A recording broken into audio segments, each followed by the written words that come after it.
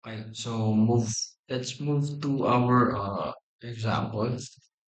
Okay, so we have the workman. Okay, so workmen are trying to free an SUV stuck in the mud.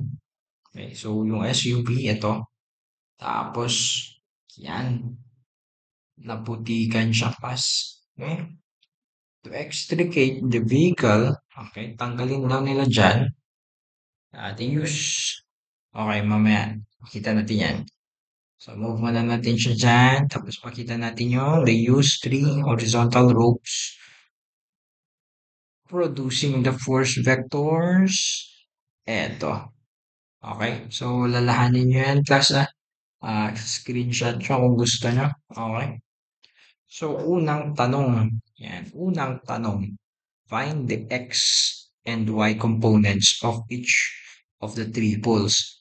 Ang sinasabi, okay, so, ito, 788, may X and Y component yan. 985, and C411. Ito yung class. Yan. Okay? So, una, 788. 788, humihila, positive Y, meron sa positive Y. 788, humihila, papunta sa negative X, meron sa negative X. Punta tayo kay 985. 985, humihila, positive X. 985, 985, nasa taas, positive Y. Okay? Punta tayo sa 411. 411, humihila, baba, negative Y. Negative Y. Humihila to the negative X. Negative X. Ang tinatanong, etong mga to, black is to black, brown is to brown, blue is to blue. Okay? So, yung gagawin natin, ito, solve nyo na lang. Hindi ko na ipapakita yung exact values. Ang mangyayari, okay? So, una, negative X kay brown, positive Y. Next, positive X kay blue, positive Y. Next, negative Y kay black, negative X kay black. Okay? So, to summarize ito yun. Okay? So, tama ba? Negative, negative. Positive, positive. Teka, sir, bakit 58 yan, sir? Yung nangyari kasi class, eto, 32 siya kanina dito. Eh, yung katumbas niya or complementary angle niya ay si 58. Kaya, si 58 na lang. Mas simple kasi nga cosine, cosine, cosine. Okay? O, move na tayo. Tingnan na natin kung tama yung assumption natin. Positive, positive, positive, positive. Punta na tayo sa si 411. Yan, 411. Negative, negative, negative, negative. Okay?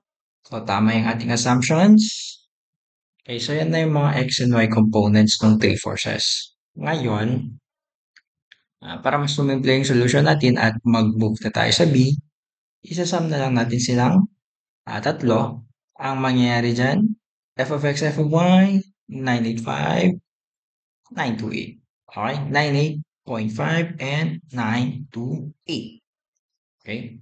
So, pansin nyo class, mas maliit yung x. Bakit? Dalawa yung may negative. Mas mataas yung y kasi dalawa yung positive. Okay? Kunin natin magnitude and direction kasi yun yung tinatanong na B. Okay? So, magnitude and direction. Here we come. Yan. Okay? So, square root, Pythagorean theorem, 98.5 squared plus 928. Yan si 933 newtons. Magnitude ni force. Next, the direction, si theta, tan inverse of Fy over f of x. Okay, so 928 over 98.5 is equal to 83.9 Positive, positive. Nandito lang siya, class. Ipapakita ba natin? Siyempre. Okay? So, ito yung ating F. 933 and 83.9. So, ibig sabihin, kapag hinila ng tatlong to, mahina to, pupunta to dun. Okay? Pupunta yung sasakyan dito sa direction na to. Kapag hinila nilang tatlong sabay-sabay. 411 lang. Oh, almost times 2 yung force nitong isa. Ay, I mean ito. Tapos 985 dito sa kabila. O di syempre, pupunta siya dyan. Okay?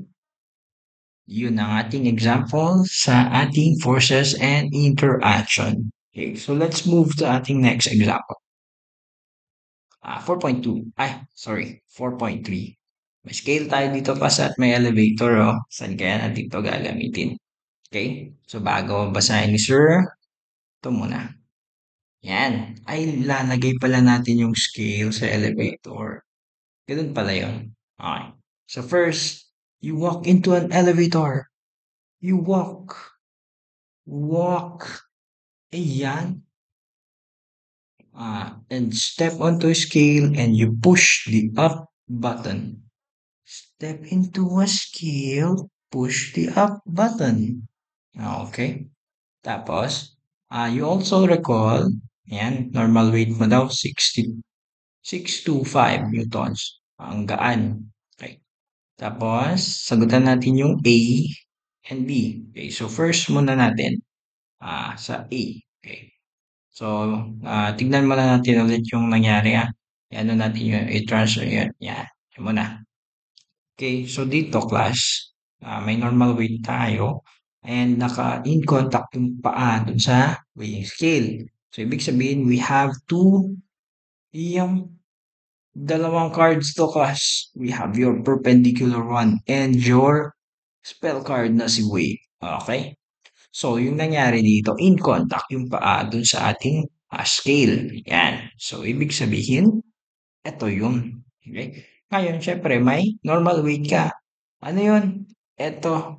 Okay? Tapos, meron tayong acceleration 2.5 meters per second squared. Okay? Solve na tayo. Kompleto na. Kompleto sa recados. Tanggalin ang mga cards. Yung may pagsolban na tayo, guys. Okay? So, yung gagawin natin, si summation of F is equal to MA. And ang mangyayari dyan, eto. Okay? Summation of forces, net force is equal to MA, which is equal to N minus W. N positive. Negative si W kasi pababa. Okay? So, tanggalin na natin si net force. I-simplify natin yung ating equation. MA plus W is equal to N. Okay? Or, N is equal to M times A plus G. Pero ano ba yung M natin? Hindi kasi natin alam kung ano yung N natin eh. Ang M natin guys, yung mass is, eto, M is equal to W over G. Okay, 625 over 9.81 is equal to 63.8 kg. Isalpak ang mga values. Okay? Ayan. N is equal to 63.8 multiplied by 2.5 plus 9.81 is equal to 784 newtons. Yan. Final answer na ba yan, sir? Of course. Yan ang final answer. Yan. Okay. So, punta tayo dun sa ano. Punta tayo dito sa B. If you start holding, uy, may hawakan ka daw dito. 3.85 package by light vertical string. Light vertical string, ibig sabihin din natin papakialaman yung weight ng string. Ang may weight lang dyan ay yung ating package. So, pakita natin kung anong nangyari dyan sa B. Paharapin natin to kasi syempre, hindi naman natin makikita kapag nakatalikod siya, di ba? So, haharap yan, glass. Uy, ang pogi pala nung figure natin, no? Parang si Juggernaut ba yan? May hinahawakang package si Juggernaut ay yung zoom in. Okay. So, yan. Siyempre, free body diagram ulit tayo, class. Meron tayong weight. Meron tayong tension. Okay. May acceleration din tayo yan, siyempre. Kasi nga, nasa isang ano yan, sa isang elevator. Okay? Same. Same parehas ang mangyari. Ang papalitan lang ay si N. Gagawin lang natin siyang T. Okay? So, F is equal to MA, which is equal to T minus W. Tama. Okay? Simplify. Iyan. T is equal to M plus A plus G. Okay? Ngayon, meron na tayong M. Meron, sir, 3.85. Okay? So, salpak. T is equal to 3.85 times 2.5 plus 9.81, which is equal to 47.4 newtons. And yan ang final answer. Okay. So, easy. Diba? Dali-dali lang, class, no? Newton's second law. Okay, dali-dali lang yan. So, easy, basic lang. Basic. Siyempre, basic. Punta rin tayo sa mas basic pa dyan. May mas basic pa dyan, class. Move tayo sa ating, kung by second law tayo, may first law din tayo. Ito, application na first law. Okay? Ayan. Okay? Mamaya basahin ni sir. Ipapakita muna natin. Meron daw tayong object. Okay, suspended object, weight plus weight. Okay? Mga plates yan, no? Ngayon, ang gagawin natin, ilalagay na natin siya sa may cord. Okay, so palabatin natin yun. Hang, and then ihang din siya sa kabila. Okay? Ngayon, syempre kapag hinang mo yan, bababa yan, class. Di ba? And we have these angles. Okay? So sabi dito, find the tension in each of the cord in the figure if the weight of the suspended object is W. Anong tanong? Anong gagamitin? Okay? So ito yung mga tension natin. Ito yung ating weight. And ang concept na gagamitin natin dyan ay F is equal to 0. Summation of F is equal to 0. Ngayon, alin dyan mo na? I think yung isa, yung ano, wala mo ng poste. Okay? So, yung beam na lumulutang mo na.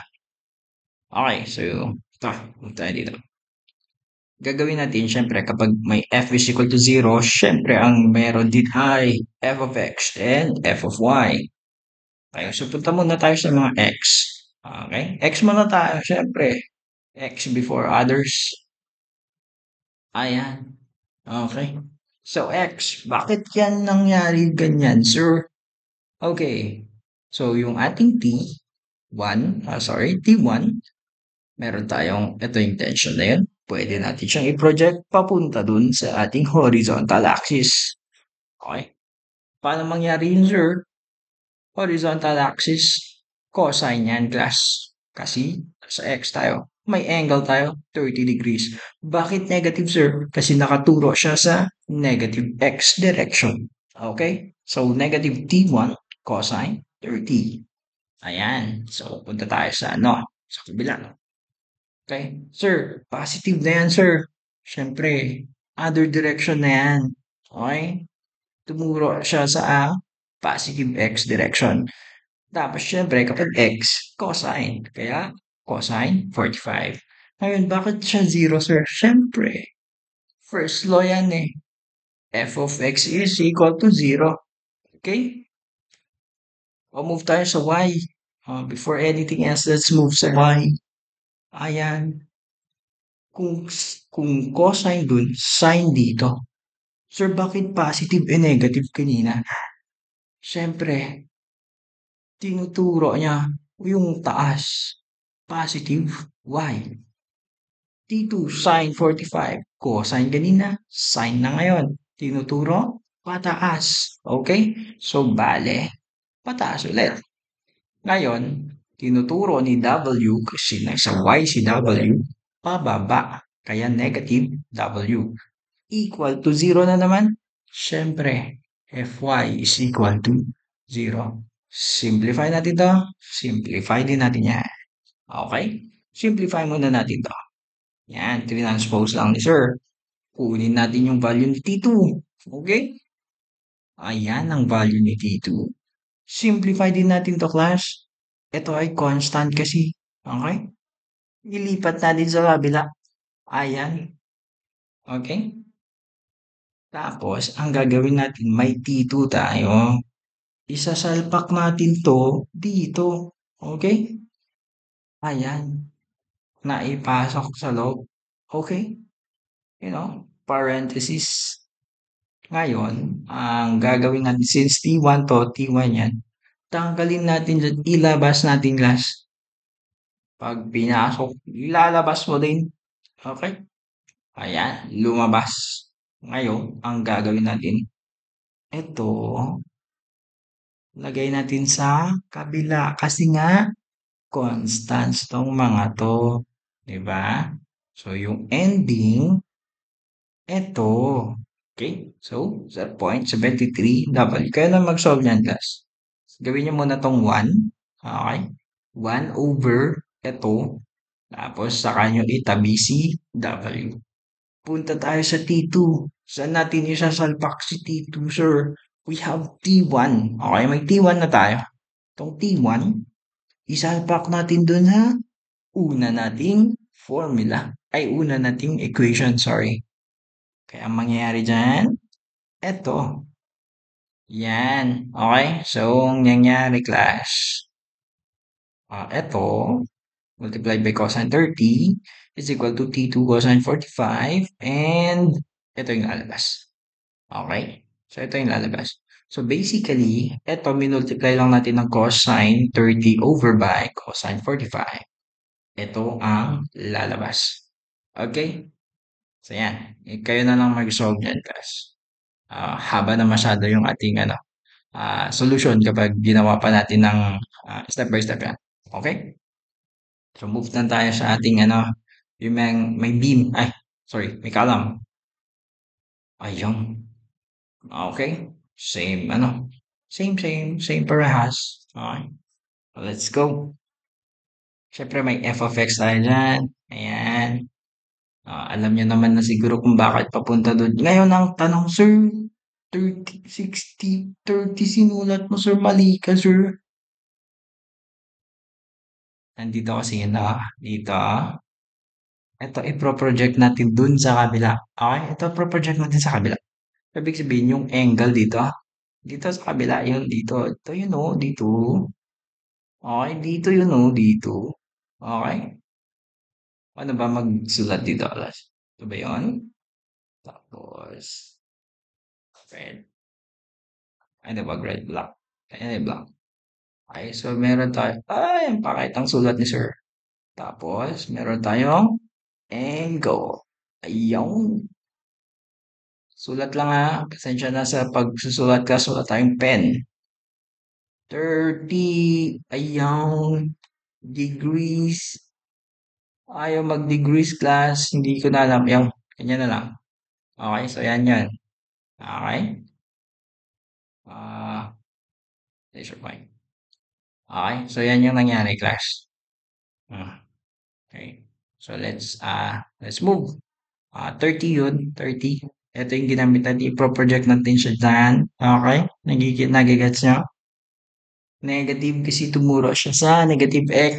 Okay? Sulat natin yung negative x. Let's see, sulat natin yung negative x. Ito ba? Negative x. Tapos, positive. Ang hirap, class. X. Ayun. Okay?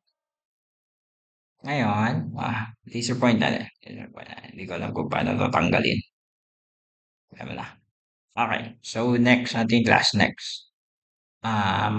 Cosine 45. 45. 45 din dito. Similar angles. Okay? Hindi. Sulat lang natin para hindi kayo let's see. Actually, hindi na natin kailangan isulat kasi pwede naman 'tong i-project dun sa kabila. 45 lang din naman yan. Okay? Punta tayo sa Y. Okay, so Y. Yan, Y tayo. Pwede kasi mag-drawing, sir, eh. Hindi ka pa nagdo-drawing kanina, sir, eh. Positive Y. Ayaw. Negative Y. Iyak. Ang pangit ng sulat ni sir. Okay. So, may nangyari. Nakaturo pa baba to class. Okay?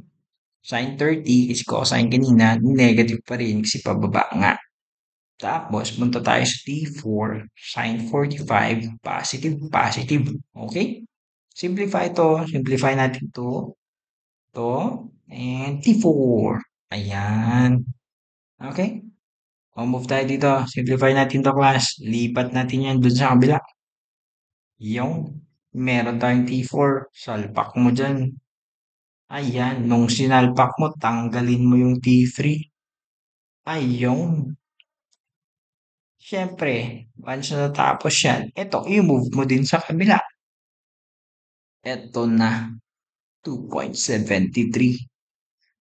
Nakuha mo na si T3. Isalpak mo ngayon sa kabila. Di ba? Kuha si T3. Isalpak mo dito. Sorry. Kailangan pala natin ng highlighter kasi. Okay. So, eto, si T3. Isalpak mo siya dito para makuha si T4. Okay? Dapat dito ko na lang sinalpak pero dito na lang. Okay. So, bale, ayan. Final answer, 2.73 and 3.35. Okay? Yan yung ating example sa Newton's first law application. Okay? Basta isipin nyo, ito yung conditions natin. Mag-imagine kayo ng access natin dito para mas mapabilis yung ating pagkuha ng mga conditions. Okay? So, yeah, that's all class. God bless. Okay? So, thank you for watching.